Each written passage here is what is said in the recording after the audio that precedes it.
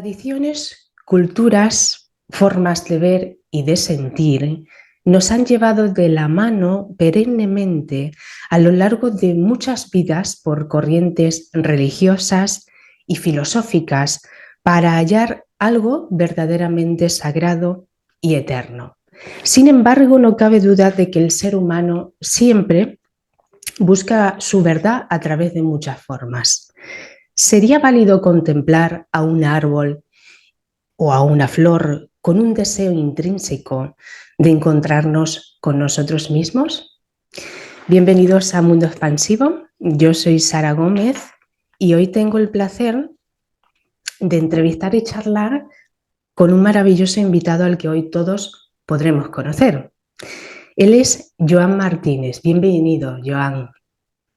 Gracias, muchas gracias, Sara. Un placer estar por acá. Saludos a todos. Pues bueno, me siento muy agradecido por la invitación y pues el espacio para que podamos conversar y andar en ese camino que tú has mencionado, donde todos, de una o de otra forma, siempre estamos allí, buscando, tratando de conseguir respuestas, tratando de mirar más allá, tratando de encontrar algunas veces un no sé qué, pero que me impulsa y que me motiva constantemente a generar, a generar un paso, una acción, otra acción que me permite desplazarme en esto que llamamos vida. Muy bien, vamos a presentar Bien, a Joan. Joan Martínez tiene 49 años y es padre de un hermoso hijo.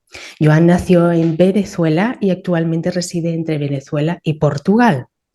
Además, Joan es profesor y fundador de su propia escuela llamada Neishu, donde imparte clases, cursos y formaciones sobre su propio sistema de salud que aborda tanto a la mente como a las emociones, llamado biomecánica psicoemocional. Ha dedicado Joan gran parte de su vida a la medicina tradicional china y también es maestro de artes marciales chinas y practicante de filosofía budista.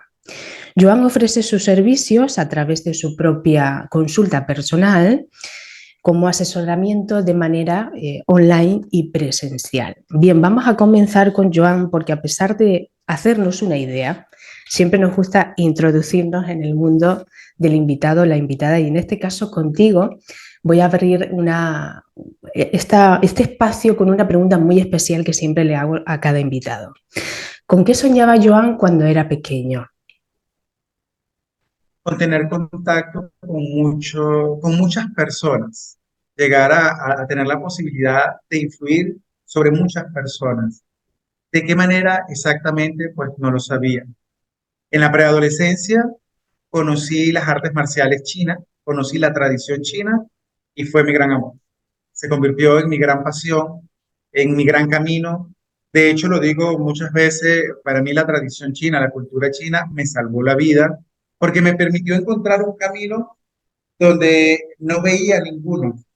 En esa etapa de la adolescencia, me permitió dirigirme en una dirección donde fui encontrando esas respuestas que tú mencionabas, esas preguntas que tú mencionabas, encontrando respuestas a experiencias que viví en la infancia y que el común de las personas no sabía dar una respuesta, no tenían herramientas para dar una respuesta. En la cultura china las fui consiguiendo y es por eso que te digo que allí conseguí una línea que me guió hacia lo que soy hoy en día. ¿Sí? Y muchas personas, por ejemplo, pueden decir, mi infancia fue hermosa, mi infancia esto, la alegría, y en el camino, bueno, vamos ocurriendo cosas y uno se va endureciendo, y el dolor y la tristeza y las experiencias de vida, para mí es totalmente lo contrario. Para mí, a medida que fueron pasando los años, fue ver lo maravilloso que es la vida, lo hermoso que es la vida, lo hermoso que es conectar con otras personas y poder aportarle a las personas y entender, darte cuenta cómo cada vez que tú le aportas algo a otra persona, te vas liberando a ti mismo.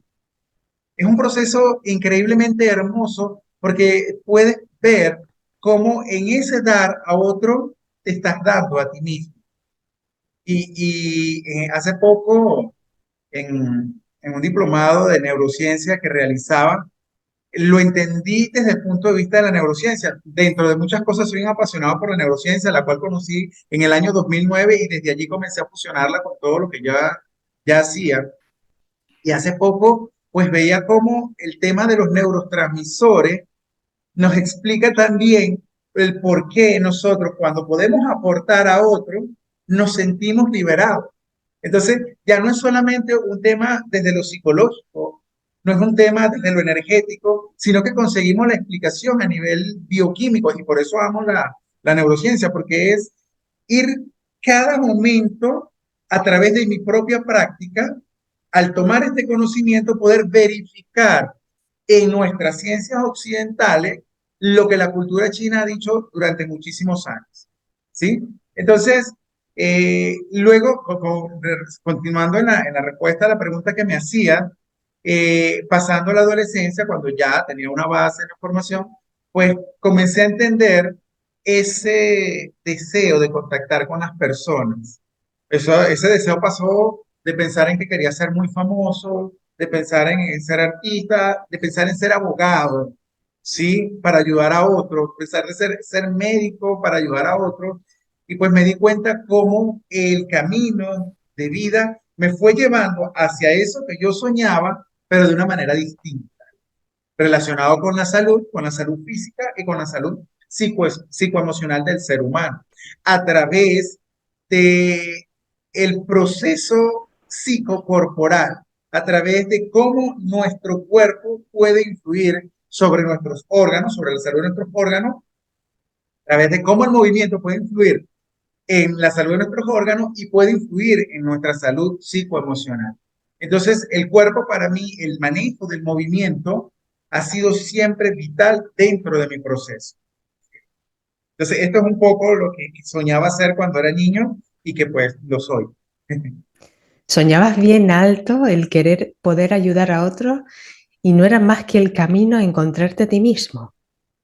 Así es, así es. Y eso es súper gratificante e interesante, entender cómo a través de ayudar a otros, no solo nos encontramos a nosotros mismos, sino que nos sanamos a nosotros mismos. Porque cuando entendemos los principios que rigen el universo y entendemos que las personas que atraemos, las atraemos porque resuenan muy parecido a nosotros. Y a nivel psicológico las atraemos porque tienen experiencias y heridas similares a las nuestras, pues entonces podemos entender eso que acabamos de decir. En la medida que yo puedo aportarle a él y veo cómo su proceso refleja mi propio proceso, pues voy consiguiendo sanar mis propias heridas. ¿Sí? Es como ese principio que se habla en el cristianismo que dice, cuando das, recibes. ¿Sí? Es exactamente eso, ese principio el que podemos manejar para entender un poco lo que ocurre en este proceso de sanación a través de sanar de ayudar a sanar a otros. Qué bonito. En este canal siempre solemos hablar mucho en muchas entrevistas, charlas sobre este camino hacia la mirada de uno mismo, ¿no? Y el poder encontrarnos y también incluir más que excluir muchas cosas que nos pasan en nuestra vida para ser más íntegro, ¿no? Y esta visión que nos acabas de mostrar bajo tu propia experiencia creo que es muy bella y muy válida, ¿no? Como tantos otros. Oye, Joan, ¿y ahora que eres padre, tú crees que tu hijo es un gran maestro en tu vida? Lo es, increíblemente lo es. Hace poco, voy a contarte una experiencia de Samuel, él se llama Samuel. Alguna de las cosas que ha dicho Samuel. Hace poco estábamos visitando a su amigo del alma, que se quieren mucho, no es amigo de ellos, y estábamos en casa de ellos. Y la mamá de su amigo tiene un globo, de esos globos chinos que le coloca fuego y sale y se va volando, que aquí se le llama el globo de los deseos, le Ujú. llamamos aquí.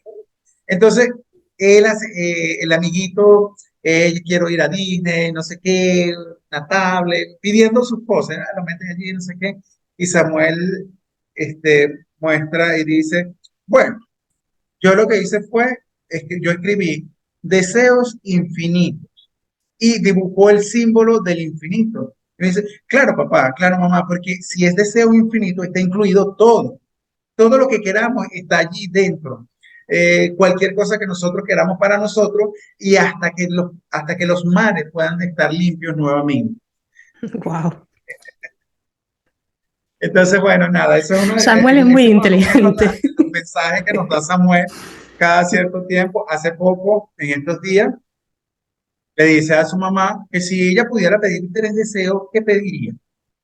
Entonces la mamá le pidió salud para que nosotros siempre estemos juntos, que estemos bien, que la familia, no sé qué. Y tu hijo, le dice ella, eso me gustó, eso que dijiste, que tengamos buena economía, que tengamos salud, todas esas cosas, pero le voy a agregar algo, ¿sí? Que se acabe el maltrato animal.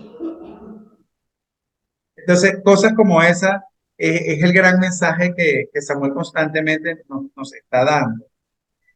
Y que bueno, uno como padre intenta hacerlo lo mejor posible, ¿sí? De acuerdo al conocimiento que cada uno tiene. Y desde mi punto de vista, pues siempre trato de equilibrar el amor y ayudarle a desarrollar su seguridad, su fuerza y que tenga una visión clara de los principios que rigen la vida.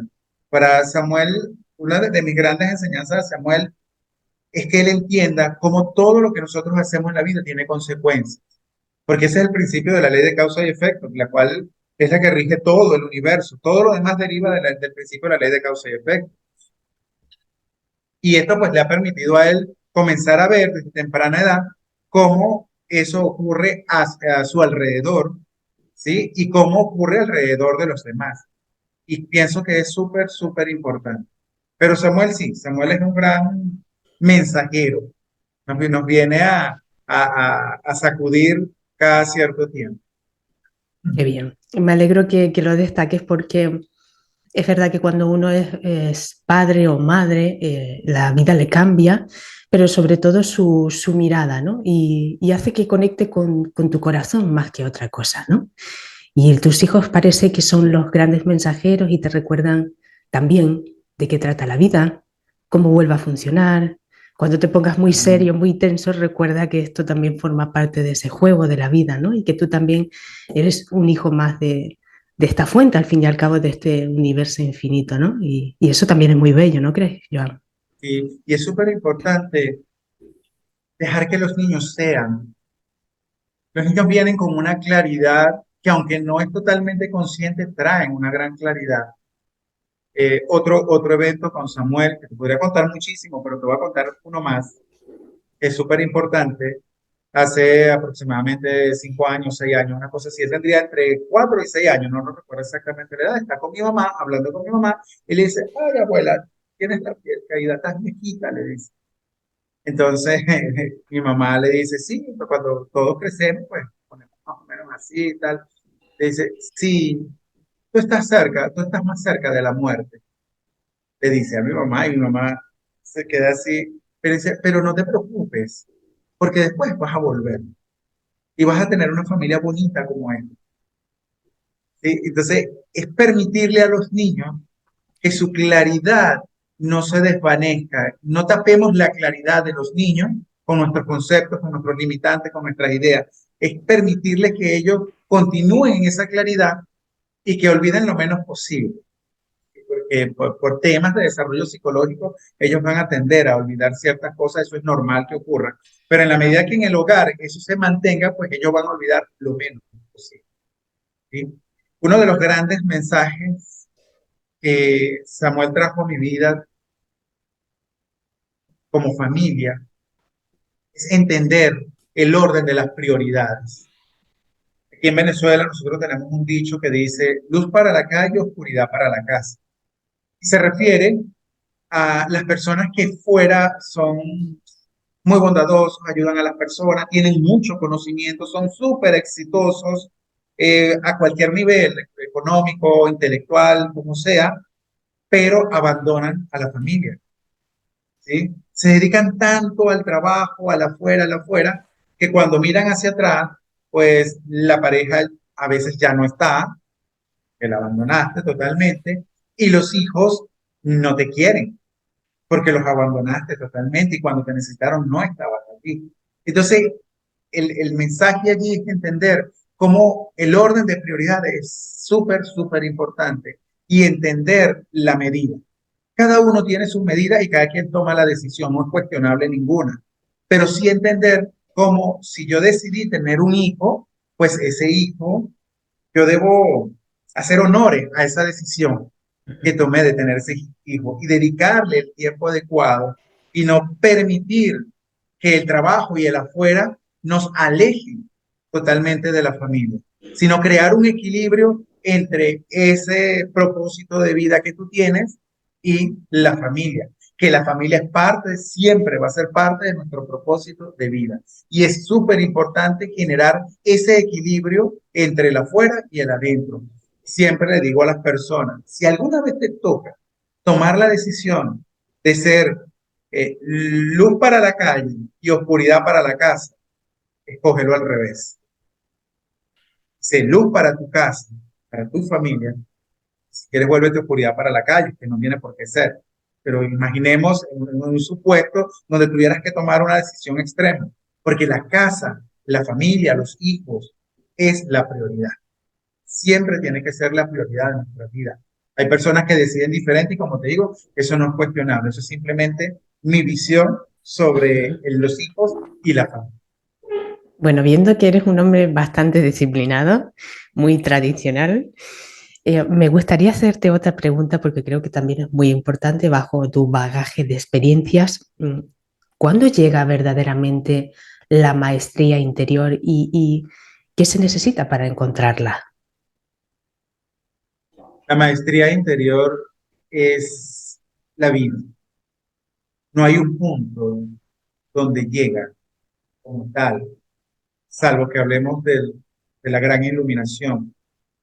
Pero hablando de la maestría interior en el mundo de las relaciones con los seres humanos, es un proceso que se va dando, el cual requiere como elemento básico el ser conscientes de nosotros mismos, el estar constantemente en autoobservación. Y hay un principio que utilizo para mi vida y lo enseño muchísimo, y es, la base es la autoobservación. Siempre consciente de lo que piensas, sientes, dices y haces. Porque en ese sembrar la ley de causa y efecto, lo más importante es que tú seas consciente de lo que has sembrado y que lo que has sembrado se convierta en semejanza de lo que tú realmente llevas dentro. Eso, la maestría desde el punto de vista de la vida de los seres humanos en general, es el mismo proceso que te va generando una conciencia cada vez más profunda dentro de cada paso que tú das en tu vida.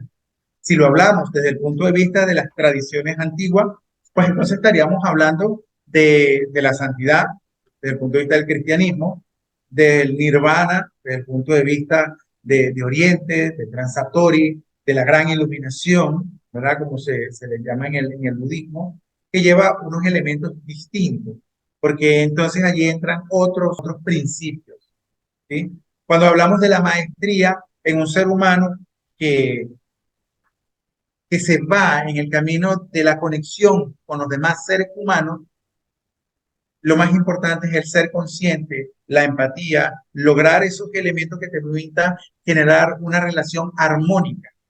Cuando hablamos de la maestría en el sentido de la gran iluminación, entonces hay principios como la ley de la impermanencia, hay principios como el desapego, hay principios como el no atarte a elementos que te van a encadenar en un nacimiento, muerte, renacimiento y un constante volver a este plano, como lo podríamos llamar. Por eso hablo de la maestría en dos líneas diferentes, porque son elementos distintos.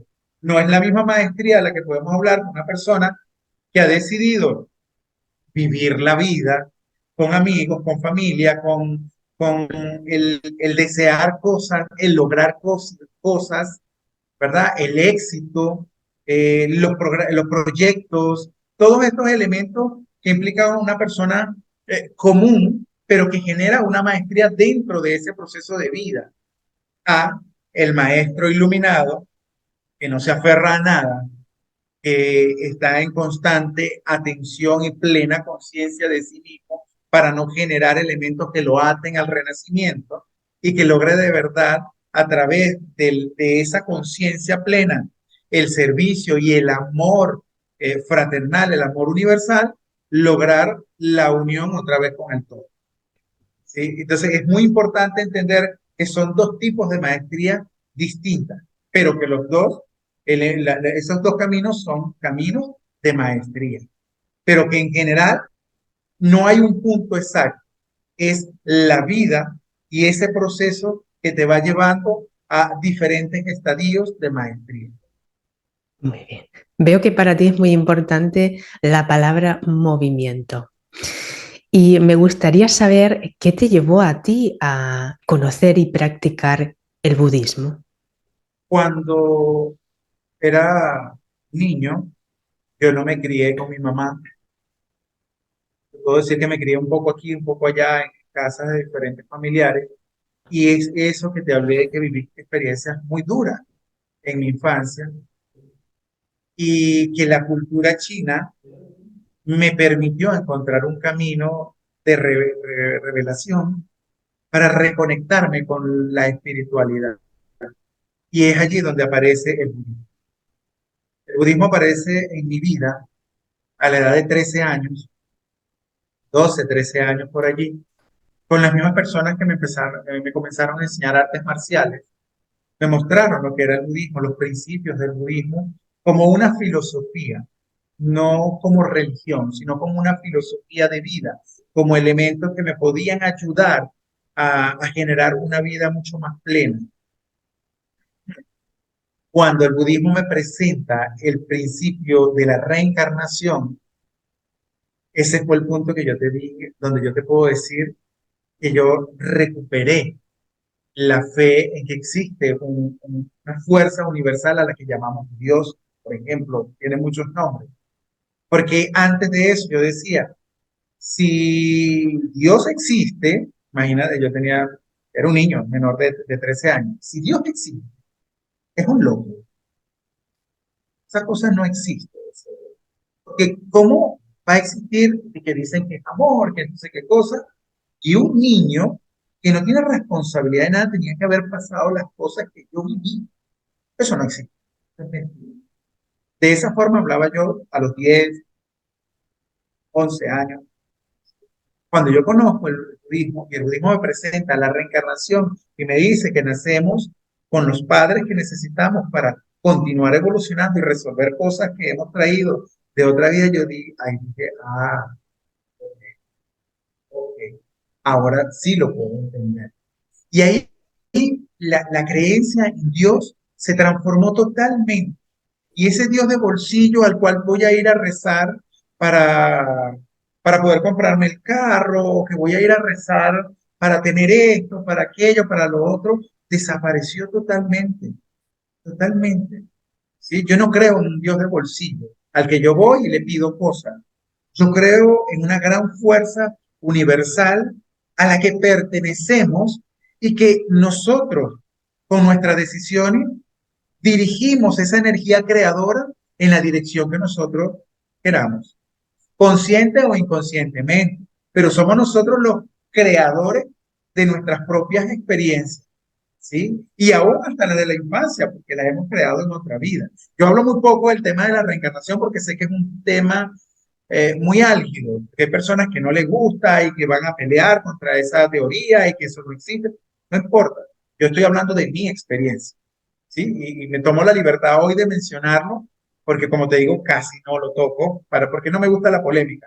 Yo aprendí de un señor mayor a la edad de 15 años, él me decía, Joan, la verdad no se discute, la verdad no se discute, la verdad, refiriéndose a las verdades universales. Eso no se discute, si hay alguien que no cree en ella, déjalo. Llegará el momento en que lo entenderá y se hará un gran favor al entenderlo y comenzará a practicarlo en su vida. Tú sabes el camino que estás recorriendo y eso es suficiente para ti. Y allí, en ese momento, me conecto con el budismo, crezco bajo los principios del budismo, principios de ley de causa y efecto, del amor universal, principios como la ley de la impermanencia, todo va a ceder su espacio, va a transformarse. Principios como todo cambia, nada permanece para siempre. Principios como la no lucha, la no resistencia, ¿sí? Sino permitir que la energía vaya fluyendo y que todo en el camino se va dando. Se configuraron en mí y podría decirte que mi vida va en esa dirección. Todas las cosas que yo hago, las hago basándome en esos principios que han regido mi vida y que rigen mi vida constantemente. Mi propia familia está basada también bajo esos principios. A mi hijo lo estoy formando bajo. Eso es más o menos una idea de cómo llegó y lo que se convirtió el budismo en mi vida. En el fondo, la vida es eso, ¿no? Es la escuela que va enseñándote según las experiencias que necesites en tu evolución, ¿no? En tu alma. Y bueno, es diferente, por eso las verdades son diversas para cada quien en sus propios mundos internos, ¿no? Joao, hablas del sistema que has creado llamado biomecánica psicoemocional. Por favor, explícanos qué es y para qué sirve. Biomecánica psicoemocional es el fruto de esto que estamos conversando ahora y demás. Eh, la base de biomecánica psicoemocional está dada en estos principios que acabo de mencionar, que luego de salvarme la vida y darme un sentido a mi vida, pues me dieron las herramientas para ayudar a otros. Eh, Además de ello, pues, como te dije, desde la niñez hago artes marciales chinas. Y no solamente la parte de las artes marciales como artes marciales, sino artes para la salud, como es el Qigong, como es la medicina tradicional china, como es el Tai Chi, técnicas respiratorias que se estudian. También hago caligrafía artística y pintura china, todo lo que engloba las artes tradicionales chinas.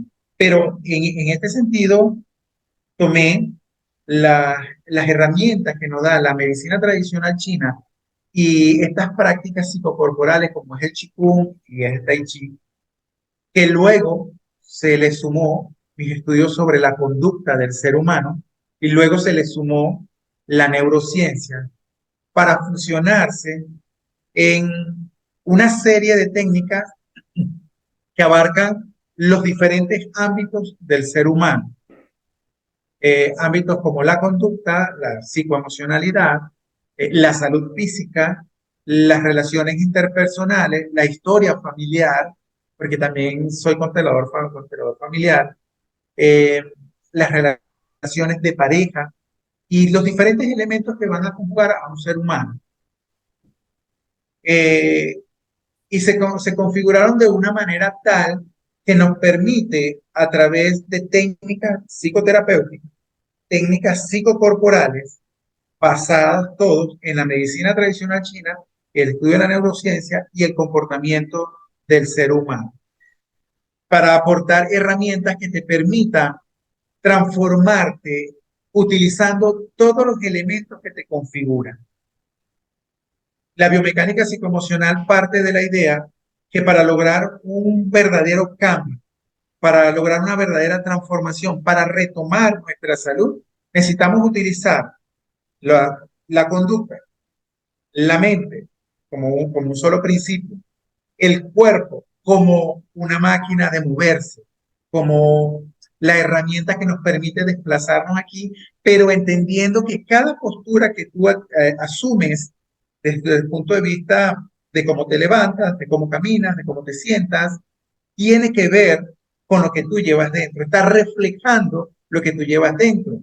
Entonces, mi mente, mis creencias, mis conceptos, va a influir sobre mi manera de mover mis manos, mi manera de caminar, mi manera de parar, mi manera de sentarme. Eso es totalmente cierto. Pero a la inversa también funciona. Como yo muevo mi cuerpo utilizando técnicas específicas, va a hacer que mi psicoemocionalidad gire, cambie hacia donde yo quiero. Y es lo que hacemos en la biomecánica psicoemocional. Utilizamos el cuerpo como una de las principales herramientas para lograr esos cambios en nuestro interior, cambios en los conceptos, en las creencias y en las emociones, en los estados de ánimo, cómo me siento yo en el día a día. Eh, la neurociencia nos ayuda a entender cómo nuestra bioquímica interna es ese punto de enlace entre lo físico y lo energético. Es, ese, es esa delgada línea que pareciera no existir. ¿Cómo se une la energía a lo físico? Allí entra la química, allí entra nuestro sistema nervioso, que es conductor tanto de químicos como de electricidad, de impulsos eléctricos, de energía. Entonces, nuestro sistema nervioso es esa gran brecha y esa mínima brecha donde se fusiona lo físico y lo energético.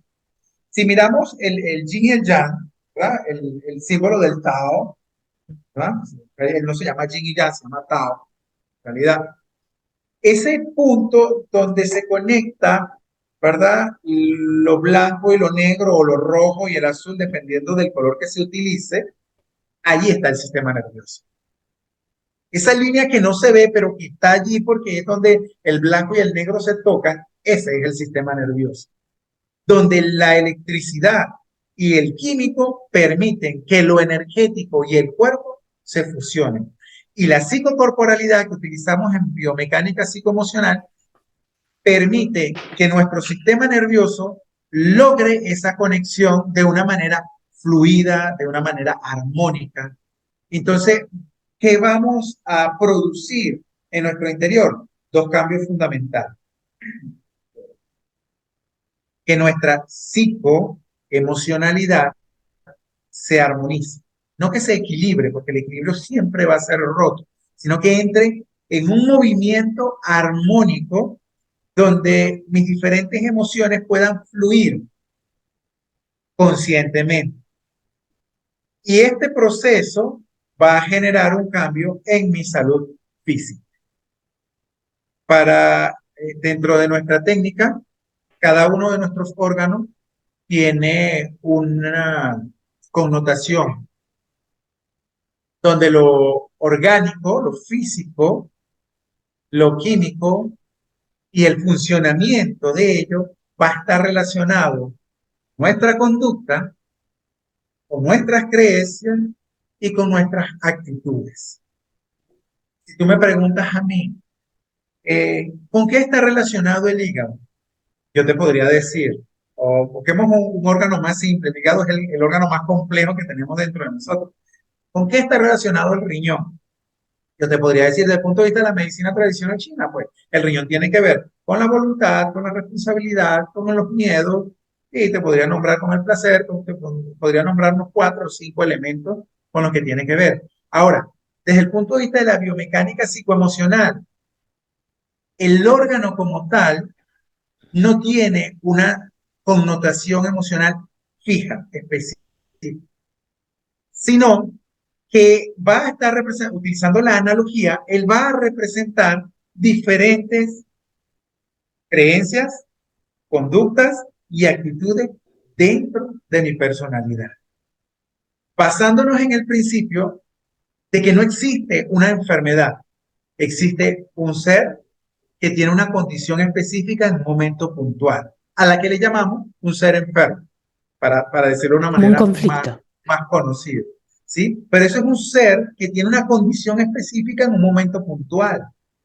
No porque la persona tenga cálculos renales, ejemplo, entonces yo le voy a traducir a esta persona, a aquella, a la otra, a todo el cálculo renal es como lo mismo. No, no se puede porque esta persona llegó a desarrollar cálculos renales por unas creencias, por una conducta y una actitud específica que solamente él tiene como un individuo único, que no es igual al del otro. ¿Sí?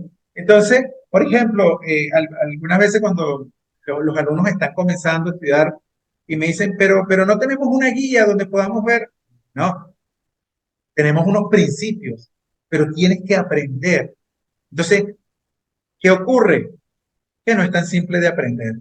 ¿Por qué? Porque tienes que aprender anatomía básica, y fisiología básica. No tienes que ser eh, un experto, pero tienes que conocer lo básico para que puedas traducir esa anatomía, cómo está la morfología del órgano y cómo está el funcionamiento. Tú esos dos elementos en cada persona los vas a traducir a nivel conductual.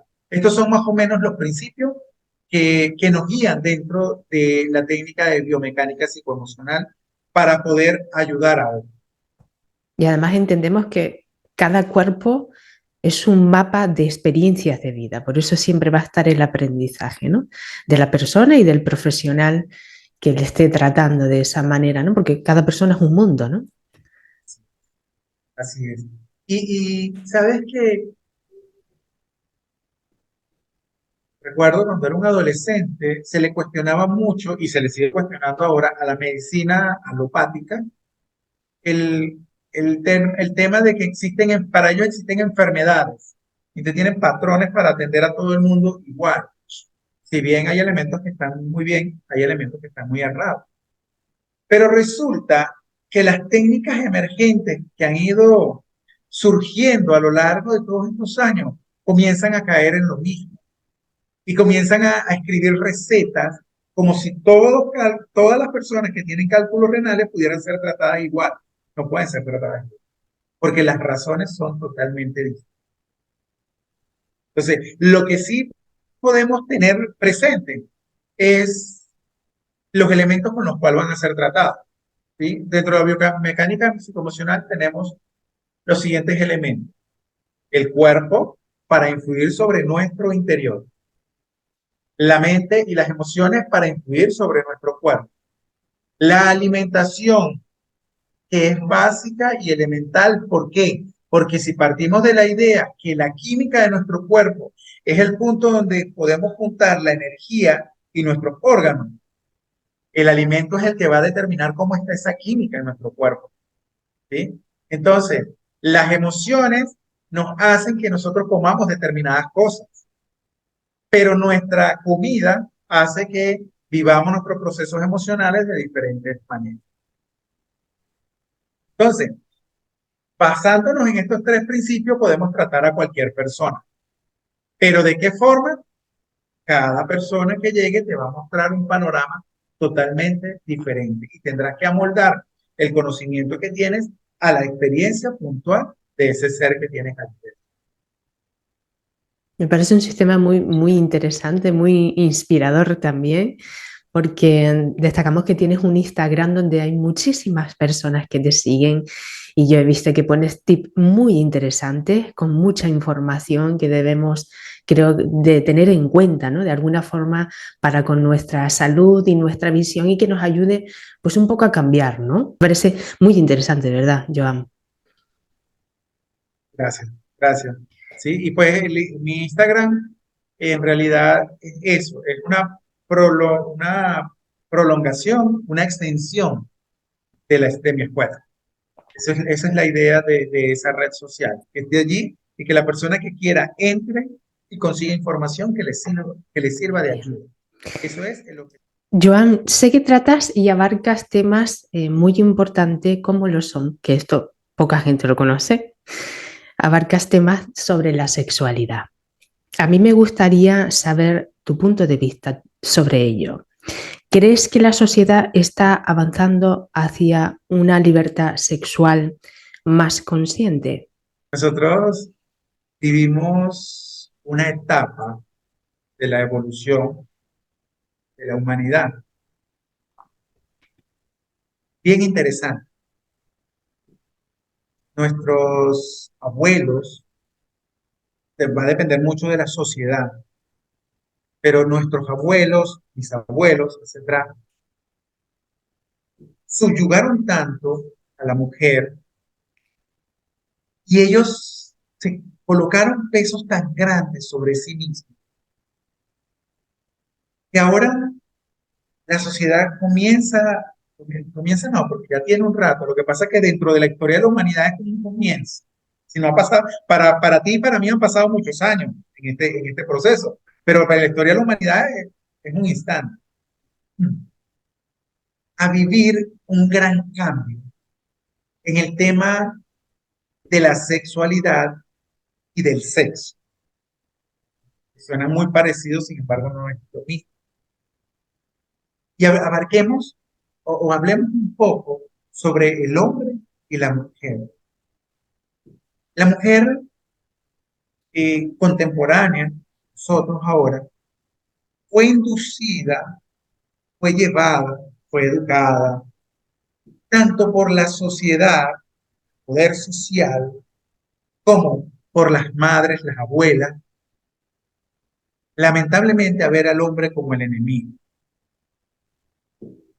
donde la imagen del hombre se configuró como al que hay que vencer en todo un movimiento ahora que busca llevar a la mujer a un poderío que nunca perdió, ¿cierto? ¿Sí? Pero es simplemente porque es las generaciones que vienen a tomar, permíteme utilizar este nombre que es un poco, este término que es un poco duro, a tomar venganza de lo que esas generaciones de hombres anteriores pues le hicieron a su merced. Es un proceso natural, normal, que ocurra. Porque toda energía que es contraída a la fuerza tiene que ¡pum!, ir hacia afuera. Tiene que explotar. Es un principio natural. Eso no se le puede hacer a ninguna energía. Y mucho menos si hablamos del grandísimo poder de lo femenino. El poder de lo femenino es la fuerza más grande que existe. El poder de lo femenino es la fuerza no solamente más grande, más hermosa, y para mí es inevitable que la piel se me erice cuando yo hablo de la fuerza de lo femenino. Y esto tenía que pasar. Como observador de ese proceso, lo que me duele es ver cómo en ese estallido muchas mujeres se hacen daño a su principio femenino, porque se van a un extremo tal que comienzan a, sin darse cuenta, por supuesto, pero comienzan a agredirse a sí mismas a través de la agresión del principio femenino.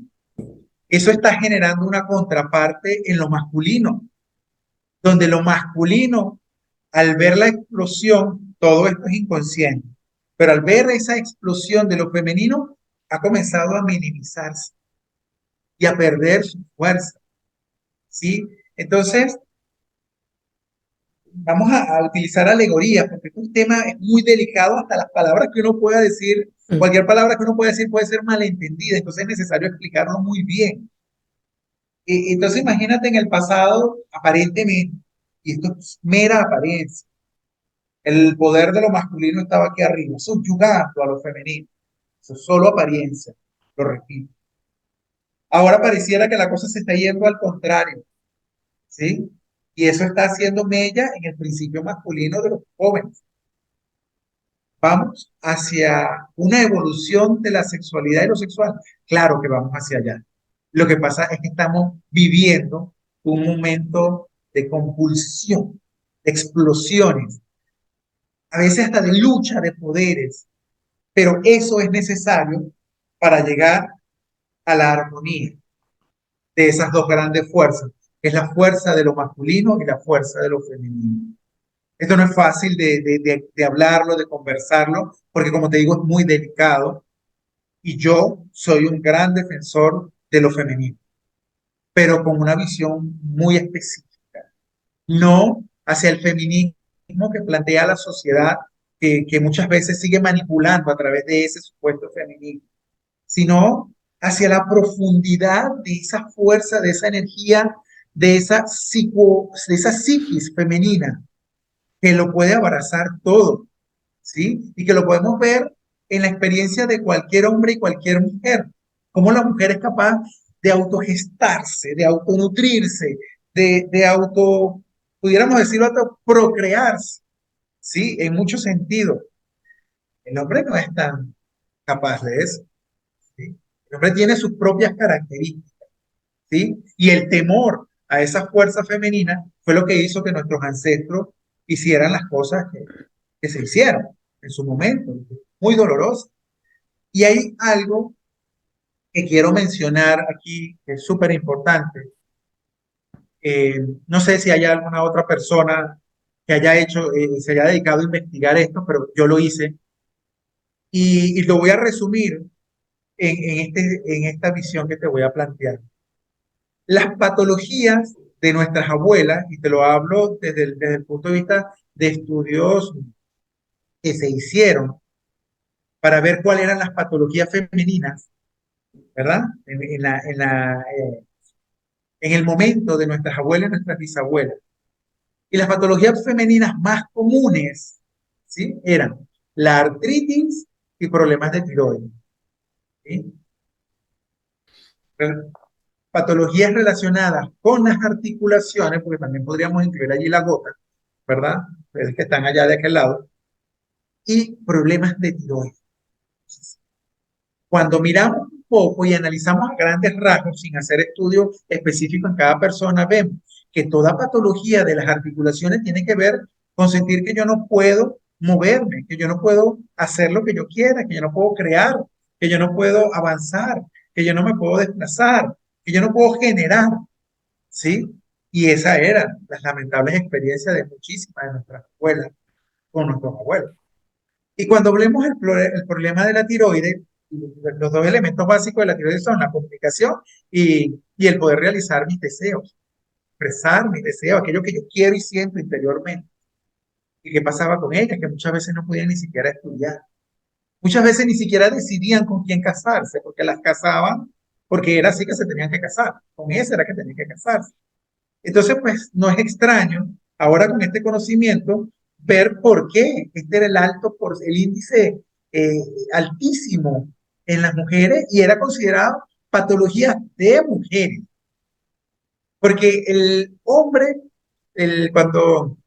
cuando se hacen los análisis de porcentaje, la cantidad de hombres con problemas de tiroides y problemas de artritis allá detrás eran poquísimas, casi que 1 por 1000 encontrarlo. Era muy difícil encontrarlo. Sí había, por supuesto. Eran temas específicos de cada persona. Ahora, en nuestra sociedad contemporánea, las patologías que son, hay una patología, una de ellas es casi exclusiva de la mujer, se llama fibromialgia. ¿Sí? Digo casi exclusiva porque sí existen hombres con problemas de fibromialgia, pero el índice es mínimo. Volvemos nuevamente al 1 por 1000. ¿Y por qué? En el año 2016, desde el 2016 perdón, desde el 2013 al 2016, fui parte de un equipo en el Hospital Central de mi ciudad que nos enfocamos en trabajar sobre la fibromialgia y encontrar vías que nos permitieran ayudar a estas personas frente a una patología que, entre comillas, no tenía cura. A mí me tocó la parte conductual, la parte psicoemocional. Y a la conclusión que llegamos es que las mujeres, existían dos tipos, generalmente hay dos tipos de mujeres que entran en este proceso de venganza. Y está, el eje común entre ellas dos es, hay que luchar, hay que salir a la vida a luchar, porque yo tengo que lograrlo, porque yo tengo que ser independiente, porque yo, con un gran peso sobre sí mismo. Entonces estaba la mujer que disfrutaba de eso, que le gustaba, y estaba la mujer que no quería vivir eso, ¿sí? Que no quería vivir de esa forma, en una constante lucha. La mujer que no quería vivir en esa constante lucha era la mujer que terminaba sufriendo de fibromialgia.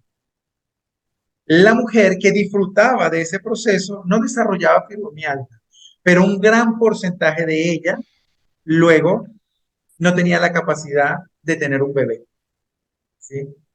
Aparecía el tema de la infertilidad. La mujer moderna, sus patologías más comunes, más resaltantes desde el punto de vista de estadístico son la fibromialgia y la infertilidad. Y en ambos casos, ¿por qué se da esto? Porque en ambos casos son extremos las conductas que se están dando.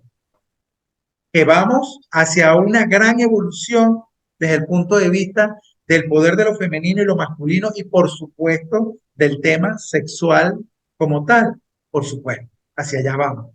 Pero nosotros estamos viendo el proceso, ¿sí? Y el proceso está dado en extremos, así como también hay un hermoso movimiento feminista que va por ese camino medio, sin necesidad de vivir esos extremos, y al cual yo me le sumo, porque los extremos nunca van a ser el camino. Siempre el camino es el camino medio. A veces uno se puede encontrar en esos extremos y claro, de extremo a extremo hay un punto medio, ¿no? Y yo pienso personalmente, gracias por esta visión tan amplia que nos has mostrado, por esta pregunta que yo te he hecho, porque te preguntaba sobre la libertad sexual. Y cuando hablamos de libertad, se abre todo un mundo para los ojos de cada persona. Entonces aparecen sus experiencias de vida, su forma de pensar, de sentir, ahí está la libertad. Pero la libertad también conlleva una responsabilidad con uno mismo. Como usted bien ha dicho, las tradiciones de nuestras generaciones anteriores, de sus pensamientos, también nos influyen de alguna manera, ¿no? Y energéticamente también, no solo genéticamente. Y creo que esa libertad es algo que se puede hacer de manera consciente, que cada uno pueda hacer el cambio que crea conveniente, que le genere en su interior, porque es verdad que hay rebeliones interiores que tampoco sabemos procesar, que nos pasan, y creo que a veces esto es uno de esos conflictos que tiene la persona, no el hombre y la mujer, sino la persona, ¿no? De no saber gestionar en el fondo sus propias emociones, ¿no? Porque a través de la sexualidad o del sexo está la expresión de mis emociones. Y si tampoco las expreso, me generan enfermedades, ¿no? Es muy curioso cuando vamos a la profundidad del tema a tratar, y en este caso, en esta pregunta que te he hecho sobre la sexualidad, porque me parece muy interesante, ¿no? Esos puntos de mira diferentes en cómo vamos avanzando, cómo vamos viendo nosotros. Llamamos la sociedad, pero la sociedad también somos nosotros. Y lo que yo haga también va a influenciar de alguna manera consciente e inconsciente en todo un mundo, ¿no? Y creo que esta integración deberíamos de aplicarla también en este ámbito de la sexualidad de cada uno, ¿no? Y también pedir ayuda cuando no sabemos las cosas, porque parece que las tenemos que saber. O sea, a usted no creo que nadie le haya dicho cómo tiene que ser padre cuando su hijo vino al mundo. Por lo tanto, la sexualidad es lo mismo, son aprendizajes, es conocerse, ¿no? Ojalá se hiciese sin ninguna mala intención, sin hacer daño, pero es que va a ir dentro de esto. Y cuando pase algo fuera, no señalemos, sino miremos dentro también, ¿no? ¿Qué pasa? Creo que esto es una toma de conciencia, es una opinión personal, ¿no? Y como te digo, nosotros estamos viendo el proceso, estamos viendo el proceso. Mm. Nosotros somos espectadores de cómo se está generando ese cambio. Y yo siempre termino hablando del tema salud, porque es como mi campo, y todo cambio en la evolución de cualquier ser vivo genera dolor, ¿sí? Hasta que la siguiente o la siguiente o la siguiente generación ya entró, y lo que para este ser vivo fue doloroso, ya este lo asimiló y es por ahí. Pero eso es parte de la evolución de cualquier sistema vivo. Y cuando un sistema vivo lo cambias de un hábitat a otro, ese ser vivo, para poder adaptarse, va a vivir un proceso de cambio. Y el cambio genera dolor. Por eso, eso es otro punto también. Tenemos que dejar de tenerle miedo al dolor. El dolor es parte de los procesos de transformación de cualquier ser vivo y cualquier ser humano. Nuestro tema, pues, pero tenemos que hablar del ser humano. Entonces, si yo quiero cambiar, si yo quiero transformarme, si yo quiero la liberación, pues debo entender que eso lleva implícito algo de dolor. Porque cuando yo aprendo que tengo que soltar, ahí va a haber algo de dolor, porque al principio me voy a resistir, ¿sí? Porque no tengo el conocimiento necesario o porque ahora tengo el conocimiento, pero tú sabes, no lo he asimilado totalmente y no he vivido esa experiencia. Ya después que vivo la experiencia entiendo que no hay por qué vivirlo con dolor. Es liberador y que el sentir esa liberación te vas a sentir pleno. pero el dolor es parte de los procesos de cambio, de transformación, y no hay que tenerle miedo al dolor. El dolor no mata, el dolor te hace crear conciencia. Te hace hallar tu propio poder. Así es. Hay dos elementos que se han satanizado muchísimo, perdón por utilizar ese término, ¿no? Pero que se han convertido como grandes enemigos. Uno es el dolor, del cual ya he dado mi opinión, y el otro es el miedo. De hecho, pareciera que hay una campaña, vence el miedo, saca el miedo de tu vida, con diferentes eslogans. Yo le digo a las personas, imposible. El día que tú saques el miedo de tu vida, para cruzar la calle te mata un carro, ¿sí? O te lanzas de una casa y te mataste. Que el miedo está diseñado para preservarnos. Lo que sí tenemos que hacer está diseñado para preservarnos y nos regala algo súper importante, el estado de atención. Gracias al miedo nosotros podemos percibir y activar nuestro sentido y captar un montononón de cosas que cuando estamos adormecidos no lo vamos a captar. Ahora, ¿cuál es el tema? El tema es conocerlo y saber utilizarlo. Allí sí está no es vencer al miedo, conocer tu miedo, qué te hace sentir, cómo se mueve dentro de ti, qué te produce. Y además, luego el siguiente paso es aprende a utilizarlo. No para que ande, no para que seas su víctima, sino para que se convierta en una herramienta que te permite generar los procesos naturales para los cuales él está diseñado. Doctor, ha sido un placer tenerte aquí en Mundo Expansivo y haber escuchado a través de sus palabras pues muchos rincones que tiene en su ser para compartir con todos nosotros y seguir pues ese hilo conductor invisible de la evolución humana y también del alma en nuestros procesos que a veces no son fáciles, ¿no? Y que, bueno, este es un espacio más para que hayan nuevas visiones y nos abran los horizontes mentales y nos ayude un poco a aplicar y a integrar en nuestra vida diaria, sobre todo para ser felices, ¿no? Así que ha sido un placer enorme tenerle aquí, haberle conocido y, bueno, desearle un camino lleno de luz. Muchísimas gracias, Sara. De verdad, estoy súper agradecido por la oportunidad y por el compartir, por permitirme, pues, mostrar mi visión, cómo pienso, cómo creo, cómo siento, eh, va el proceso evolutivo personal y de la humanidad. De verdad, muchísimas gracias y te agradezco en forma general por este espacio que abres, una puerta que permita generar esa conexión con diferentes visiones. Y eso es muy nutritivo para cualquier ser humano. Percibir la visión de cada persona, conectarla con la mía y fusionarlo en un elemento nuevo. Cada vez que nosotros nos conectamos con una visión distinta, damos nacimiento a otra visión. Y esa visión se conecta con otra y genera otra y otra y otra. Por eso es tan importante aportar desde la sinceridad y desde el amor. Muchísimas gracias. Gracias a ti, Joan. Muchas gracias a todos.